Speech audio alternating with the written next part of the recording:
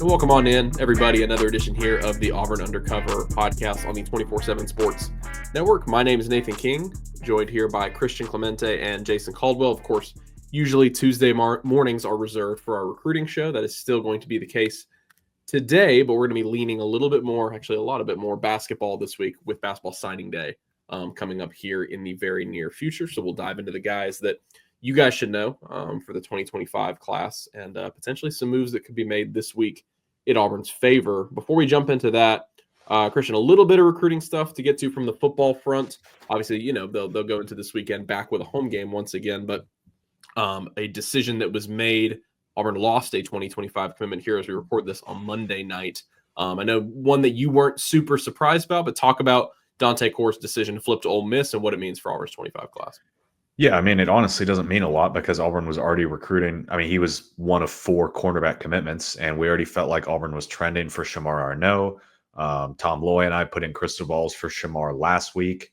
That was before we even thought that Dante Core would potentially flip. Knew that he was visiting and was watching him, though. And then Neem Offord is the big one they've been after the whole way. And when you kind of look at it, Dante Core is a guy that Auburn obviously liked. They recruited him. It was not a guy that they were going to go all out necessarily to keep in the class. Part of that being because of the guys that they have committed and the guys that they're going after and how they feel about them. And then the other thing is, I mean, you look at the roster and the cornerbacks that they have right now are really, really good, and they're young. Kaden Lee will be a junior next year. Jay Crawford, true sophomore. Tyler Scott should be back.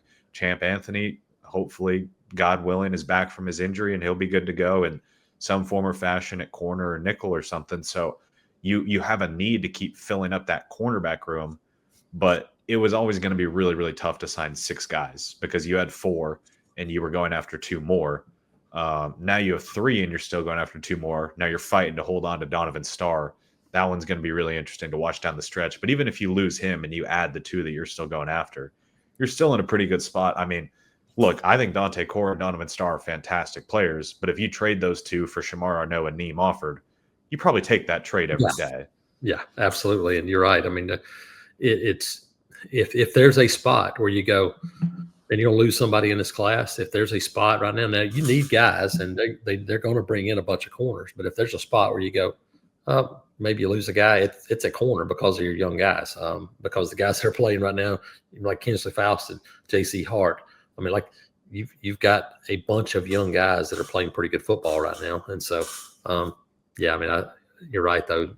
Shamar Arnaud is a guy that we fell in love with this summer, watching him, saw him play again this fall. And then, obviously, you look at Naeem as one of the best and most dynamic guys in the country. So, yeah, it might open up the door for you to add another big-time game, even though they're going to take those guys if they get them anyway. Chris, I don't know if there's anything else you guys want to touch on football-wise. I mean, we could touch on Deuce visiting Ole Miss, but really there's not a ton that's come out of it. Auburn still feels confident as right now. Sure. Jared Smith visited Ole Miss as well. That's one I've been watching really closely because South Carolina, Ole Miss, Georgia, all been involved. But nothing really super noteworthy. I felt like it'd be a good show for us to all talk about basketball recruiting because obviously the signing period opens up this week.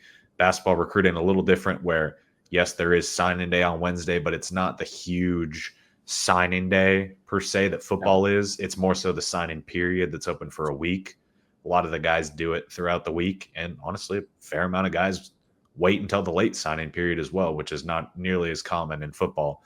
It's kind of crazy to think about how different football and basketball recruiting is in college sports. That's a whole other tangent. But anyways, Nathan, I think we're good football recruiting wise. Yeah, and I'm glad you mentioned that too, Chris, because it is the very different thing between football and basketball recruiting is that it's much harder to talk to guys in basketball recruiting. Football guys visit and they visit and they visit again. And a lot of them are closer to home. Basketball guys, they don't keep coming back to campus every weekend and taking unofficial visits. It's just not the way things work. And so getting the information directly from those guys is much more difficult than it is from football guys. And so that's why you look at it and go, you can continue to throw out kind of the speculation things, but the actual real intel is really hard to come by in terms of basketball recruiting because those guys don't take as many visits. They don't talk to as many people as football guys do. Yeah. And like even when they visit other places. You think about football. Like I called Ben Wolk on Sunday or last Sunday, Christian, about Mbachau and him saying he's not going to visit Georgia. Like, you learn stuff when they go to other places, not even your campus, and like they don't.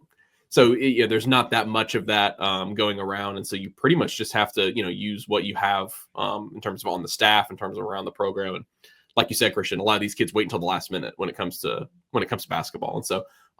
Speaking of which, a decision that is going to come out. Let's see, this will be out on Tuesday.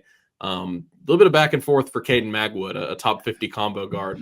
I posted that he was going to decide on Monday. Christian, it was out there in certain stories and Yeah. places that it was going to be on Monday. It turns out Tuesday. I mean, it was every national college basketball recruiting reporter like a month ago when he said that had it on Monday. So I appreciate you jumping in that thread and saving me later, because I didn't realize that. But Kaden Magwood is going to go today, as you listen to this on Tuesday at 2:30 Central Time. Overtime Elite, OTE, that place in Atlanta that you guys all know. However, as we were talking about it before the show, technically sort of a satellite campus, almost called Combine Academy in North Carolina. Regardless, Jason, a very Bruce Pearl-esque type player. We're going to lead off with the guys that we think Auburn is in the best place for.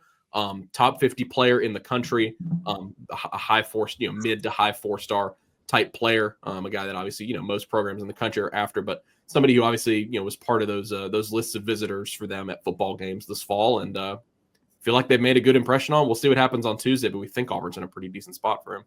Yeah, no, this is a guy. You're right. When you think about Bruce Pearl guards, he kind of fits the bill. I mean, that's who he is. I mean, like, look at Ole Miss, NC State, others. I mean, there were Kansas at times, Wake Forest, Georgia Tech. There's been some other schools that were in the mix, but you talk to him and he talked about Sharif Cooper. He talked about a guy like, and obviously now Todd Pettiford will be a guy that he'll talk about when you think about very similar type player. So 6'1" guard, but he is an elite scorer. This is a guy that's a guy that can fill it up at every level. That's kind of what he does. And so when you start talking about kind of the fit, but he does have long arms. And so you think about him and his ability. I think that's kind of Tahad too. You go look and you go, man, he's not real big, but long arm, can get into passing lanes, can do some things, but score. And so I like Auburn's chances here. And it obviously would be another big addition to start what it's going to be a really big class. I mean, and it may not be a huge class in terms of high school, but I mean, obviously there's going to be some transfers involved, but you're talking about 9, maybe 10 guys that you're going to have to add in this class. You're going to have help at every level and from high school and transfer ranks. And so this will be another good one for Auburn. Yeah, I mean, you just look at the lineup right now. I mean, Bruce Pearl has talked about it. They got 10 seniors on this Auburn team. It's obviously super experienced, and that bodes well for this year. And obviously, this year's going very well. Jason and I had our reaction show to the Houston win, but because of the week that it is, we wanted to look ahead to next season. And yeah, I mean, we can get into that a little bit later too. But Auburn's transfer pitch is going to be massive for another big man, you would imagine. We'll see if they can get somebody like that in this class. Big men, because you're also losing Dylan Cardwell. Your pitch is about as good as anybody, though, because your pitch is literally come be the 3rd straight All-American transfer center. I mean, that's what they did with Walker Kessler and Janai Broom. It's not even that they were good. It's that they were not incredible at their previous stop and then just flourished in Bruce Pearl's system. And so you've got that going for you. The other one that we wanted to touch on for this week, Sebastian Williams-Adams is a Christian, a really, really interesting prospect. A guy, I got it here November 17th. So that'll be this coming Sunday. He would be announcing, unless you guys have that different. No, you're right. November 17th. Yep. 17th would be this Sunday. This is a really interesting player. This was somebody that I had posted on our board about like a month ago. I was at Media Day for basketball and started to hear like, hey, like, I think Auburn is feeling pretty good about this guy. Visited this fall. 6'8", like has the size of a power forward, but just really athletic, just kind of a slasher. Oklahoma State is also in the mix. Vanderbilt is also in the mix for him as well, and Purdue. So really, really interesting player. By the way, Christian, Auburn's staff, I thought it was interesting as well, went and saw him.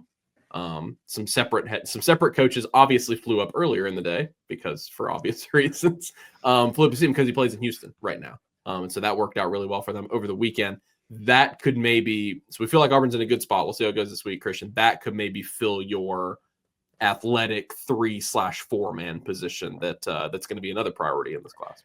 Yeah, I mean, he's a really interesting player. You mentioned his size at 6'8", looking at it too, 7'2" wingspan. I mean, that's kind of ridiculous.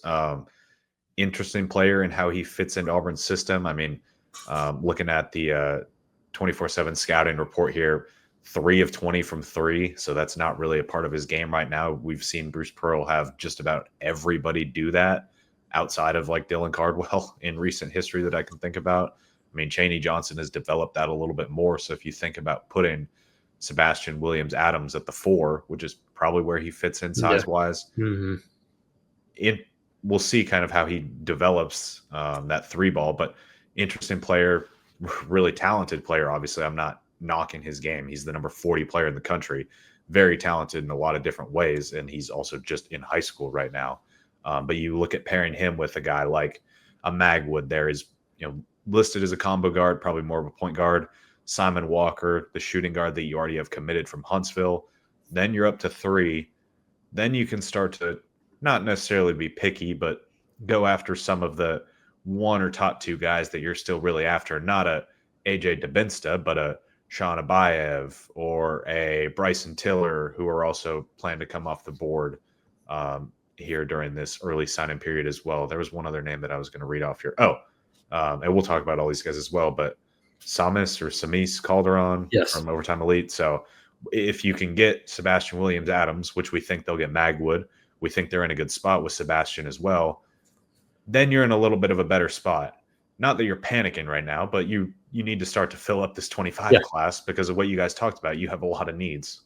Yep. And you mentioned Sean Abayev and a guy that you watch him and you look at him and you go, man, he looks almost exactly like a player that's on Auburn's current roster. When you look at 6'7", lefty, thin, can get a shot up. I mean, like you look at him and you go, man, that guy looks exactly like you're playing this year. I mean, I think he would be a guy that slides in at that 3 spot and plays a good bit if you were to land him. Obviously, some strong connections in that one. I mean, this is a guy that's from Israel. Obviously, Bruce Pearl has the connections there. I mean, this one has a lot of things that you think would go in Auburn's favor. Now he's blown up about as much as anybody when you look at him, and he hasn't stopped this season. I think he's averaging like 30 something a game, Overtime Elite, and for his team, and so he's been playing really well. So that'd be one I think you start to go recruit a team. You go, hey, get your point guard, get a 2 guard, get small forward, power forward, go get that big man. And I agree with what you guys said. I think in this instance, because of what you're losing, the hardest thing to do is plug in a high school big man and be prepared for the physicality that it takes. Well, my thing too is that, I mean, it's worked for them. And right. Yeah. Yep. Older guys. You're right. And taking a guy that, Broom had played 2 years at Moorhead already. Walker Kessler was Walker Kessler was basically a retroactive recruit, but he wasn't, like you're saying, he wasn't fresh out of high school. I mean, you go through a year at UNC like that. I mean, that's a big deal. I mean, that does a lot for you as a player. Obviously, Janai Broom was a guy who's grew up a lot at Moorhead, has grown up a lot at Auburn as well. Yeah, Abayev, I mean, I think, Jason, I don't know kind of your feelings on him. He feels like that next tier of, I think Auburn's in a pretty good spot. He's in Auburn's top 5. As I look at it right now, I don't think he has an exact date, unless you guys correct me if I'm wrong. No, the latest I saw from sorry, Jason. The latest I saw from some of our national guys who are awesome. By the way, Eric Bossy, Travis Branham, Brandon Jenkins, all those guys, they're great. The latest I saw from them was that he was starting to lean towards making a decision during the early signing period, but hadn't fully decided that he was even going to come to a decision now, that he could wait until later in the spring. So to answer your question, Nathan, no exact date, and not necessarily that it's going to happen this week for that matter. Sure. You mentioned Calderon, Christian. I think you did. I mean, Jason, to me, that is such an interesting player. I don't know if, whoever doesn't know his backstory. First of all, he's visited for tip-off at Toomers, is where we first got to see him and talk to him. But a guy who came over from Brazil, did not even know he was going to have college eligibility. And he was playing his senior season not knowing. Here we are getting close to signing day. Number one, found out he's going to have eligibility. Number two, OTE, Overtime Elite, has a big combine event where they host a bunch of colleges. He performs in that event and just absolutely blows up. And you're talking Auburn, you're talking Kansas, you're talking Tennessee, and you're talking Michigan for him. Those are obviously some of the best programs right now. Jason, I think when you're talking about like diamond in the rough, we'll see what his rating does. He's not even rated that highly right now. It will grow for sure. Seems like it'll really go up. And I think Auburn made a good impression on him on that visit. Real quick before Jason goes, we just updated his ranking. Like, it looks like within the past couple of days, he's up to the number 67 player in the country. So he's a top 100 player now. I did not see that. It will go up. You look at him and physically, and obviously skill set, he's a guy that has some skill set, but physically you look at him and he looks like a guy that is a second, third year guy. Having a chance to talk to him, see him in person, you go, he's listed at 6'8", 200. He felt like he was 6'8", 215, 220. It felt like he was much more physical than that. And so you look at him as a guy that gives you a big three option, that could be a dangerous guy as a three. He's listed as a small forward, but I honestly think he may wind up being a power forward before it's over with, because he has got the frame and stature to be 6'8", 235 and easily play at that size down the road. And Auburn in the picture there, played with Ja'Kai Howard at Overtime Elite, and so there's some connections there. But this one, could be, maybe a connection to a certain player on a certain roster somewhere else, because of the Brazilian side of things. There may be a connection with a coach somewhere else too. So that one just kind of feels so much up in the air because it's happened so quick. Yeah, I mean, I remember texting you that day, Jason, the day of tip-off at Toomers, looking into him. He started out unranked, and I was like, oh, okay, we've got him as the number 39 player in the country. I was mistaken. He was the number 39 small forward in the country. He was not the number 39 player. Yeah. And obviously quickly taking notice of his skill set. Wanted to touch on just kind of real quickly here, Christian. I mean, there's a lot of look. Malik Thomas committed to Arkansas today, the 5-star guard. There are some guys, I think, big fish that Auburn maybe is on the outside looking in on. You mentioned Dabansa, number one player in the class, potentially going to be the number one pick in the NBA draft next year. That was a guy Auburn was in on very early, to their credit, and got him on campus very early. I think he really liked Auburn. I think there were comments from his dad that he really liked Auburn. There was the ESPN report that BYU is going to offer him like $4 million. So that, when you talk about a freshman class that needs a lot of players, I'm not sure you can necessarily swing that one if you're Auburn when you need to rebuild a roster. And that could go for some other really, really high-level player. Not that Auburn's NIL is in a bad place, but context and needing this class to be what it is, I'm just not sure you can do that on one guy. It just does not make sense. It's not feasible in any matter. And that's why you're seeing Auburn going after, Magwood is like number 44 in the country, I think. Sebastian Williams-Adams, number 40.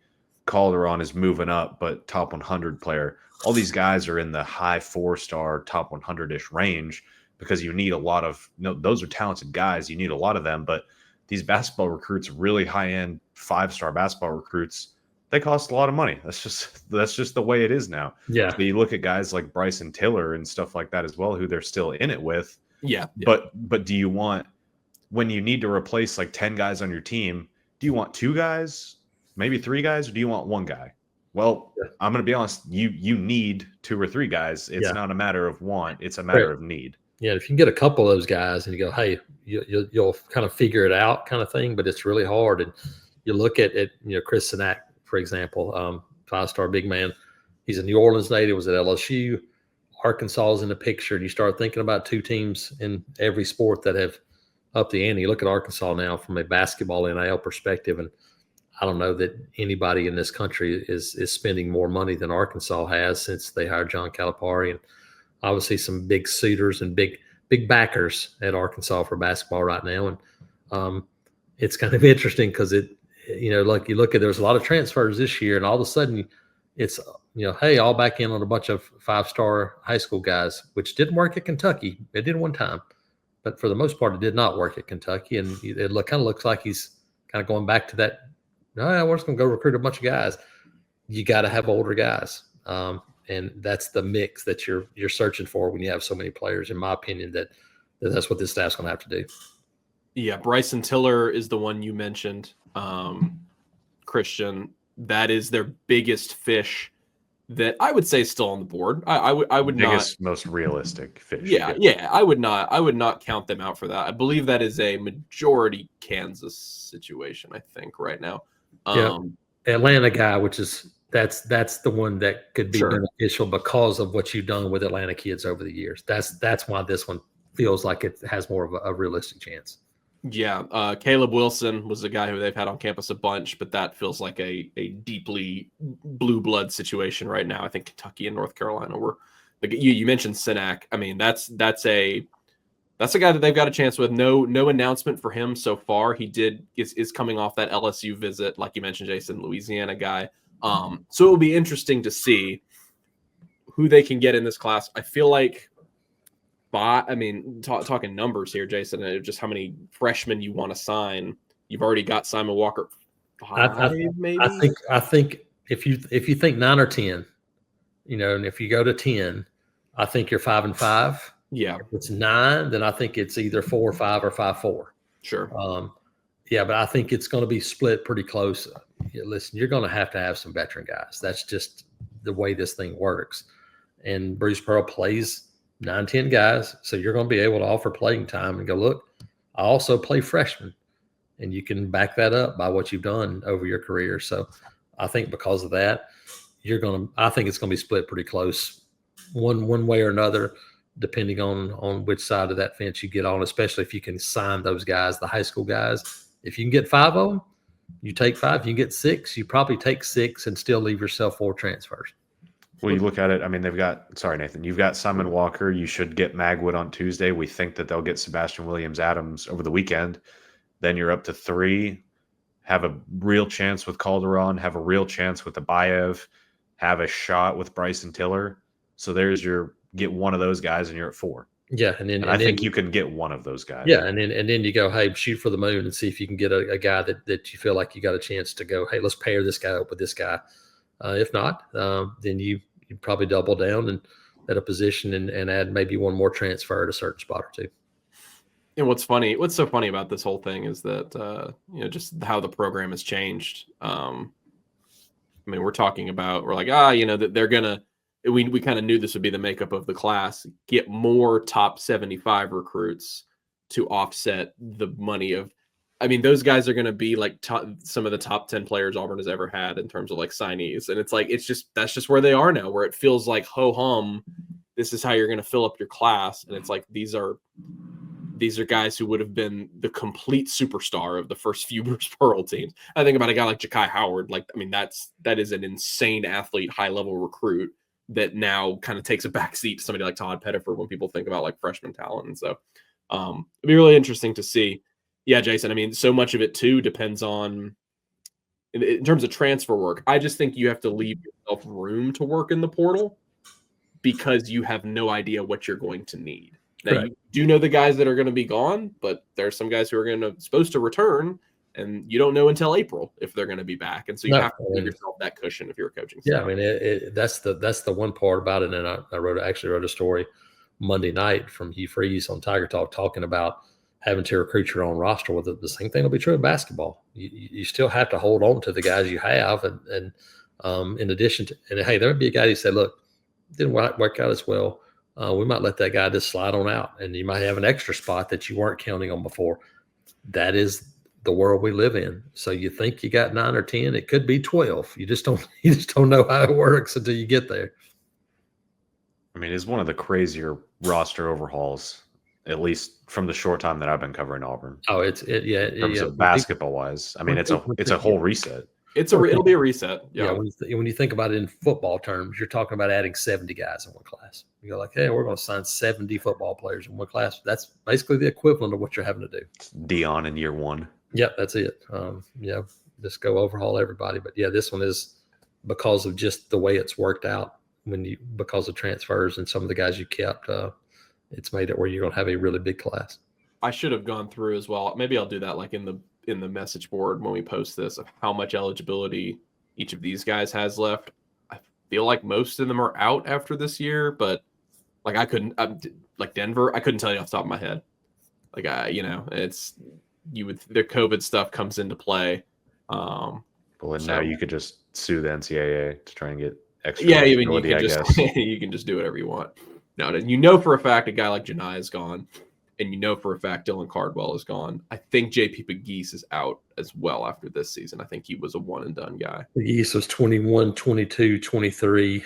So 20 this would be his last year. Chad is definitely done after this year. Yes. Well. Pretty sure Denver's Joe. He's done. Denver was Garden City Community College in 2021, and then 21, 22, 23 FIU. So this is actually his 5th year. So like he's done after this season because he went back to that end of that first COVID year. Chris Moore is done. Miles Kelly will absolutely. I don't know if he has another year, but he's a guy that's like he was thinking about the NBA. Like he's going to try to take that jump.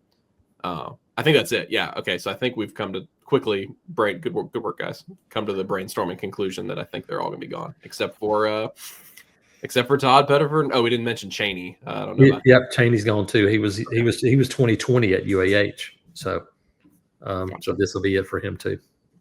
And this will be Todd Pettiford and Ja'Kai Howard as the veterans. But it's wild to think. We're sitting here 2 games into the season. You have no idea what they're going to accomplish this year. But like Christian said, I think that's sort of been just like this team. I think you and I talked about a few football games ago, Christian. Like just like this team for Auburn, you were like, all right, they're built to do something here. Like you just know from a roster perspective. Next year's team, we'll see. All we know, we'll see what they look like and what they do. All that you know is that they're going to be very, very different, and it'll be a different type of year for Bruce Pearl to have to coach them up. Yeah, I mean, it'll be honestly fun to cover, fun to see the roster makeup. I mean, we're so familiar with all of these guys on the roster. It's bringing in a whole lot of different guys. You bring in a lot of different backgrounds and just a bunch of different stuff. I mean, it's guys that we don't know. And the funny thing is, like I said, we're so familiar with all these guys who were the guys that started their careers at Auburn. Chris Moore, Dylan Caldwell. And your 2 freshmen. Is that it? That's it. Yeah. Everybody else is a transfer. But it's to your point. You and I talked about this a while ago, Jason. Like the second-year transfer is such a valuable demographic. Look at Chaney. Nowadays. Look at Chaney. Janai last year being an All-American. Last year, Chaney. I mean, it's such a big difference. And you're right. Can you add some of those guys that give you some of the experience? And it may be where you pair them up with some freshmen and then try to keep your head above water and make a run as those guys get experience late in the year. But again, a long way before we see what next year's roster is going to look like. But we'll get a head start on some of the signees here pretty quickly. Yeah, and I think such a big point too is Auburn's coaching staff is. I mean, this has to be abnormal. The type of continuity they've got on their staff. I mean, Corey Williams a couple years ago for Wes Flanagan, but like that's been it. And you've been able to elevate Chad Pruitt. You've been able to elevate Mike Burgermaster. Like, I mean, they've just done such a great job of keeping that core together. Although they might have a tough job after this year keeping Mike Burgermaster around. He's after that. If that performance against Houston is any indication of what he's going to be doing this year, unless you guys have anything else you want to touch on. One other thing I kind of wanted to say is, like Jason said, if they've got another spot, they feel like maybe they want to go for a freshman. Sometimes there's maybe a guy outside the top 200, outside the top 250 players that they've scouted before, that their individual assistants have scouted, and they're just like, yeah, no, we like that guy. Let's bring him in with the last spot. There's also a lot more reclassifications in basketball than there are in football, and you have that late signing period, I believe, at the end of April. So just throwing that out there as well. That's when they got Devin Cambridge, I believe, was in that second signing period. And so you think about that, and then just in general, the other part of this is what does the roster makeup look like? It looks like football is going to stay at 85. Does basketball? Do they bump to 15? Do they bump it? I mean, do you give yourself a couple more scholarships? Then it may open the door for a junior college player or something that's a little bit different. We just don't know until like every sport right now, until a lot of things get ironed out. Yeah, Yeah, Devin fit that mold a few years ago of like not insanely highly recruited player, but a guy they thought fit really well. And then Javon McCormick is another one that comes to mind. He's a JUCO guy. They took him really late, and they were like, yeah, we think he's just a good fit. And both of those were right. All right, guys, we'll call it there. We just hit 30 minutes. Jason, you're going to make me yawn as well. So I'm going to go pack it in. We appreciate everybody for tuning in today to this basketball-heavy recruiting edition of the podcast. If you guys enjoyed it, go leave us a good review, and we will talk to you guys later.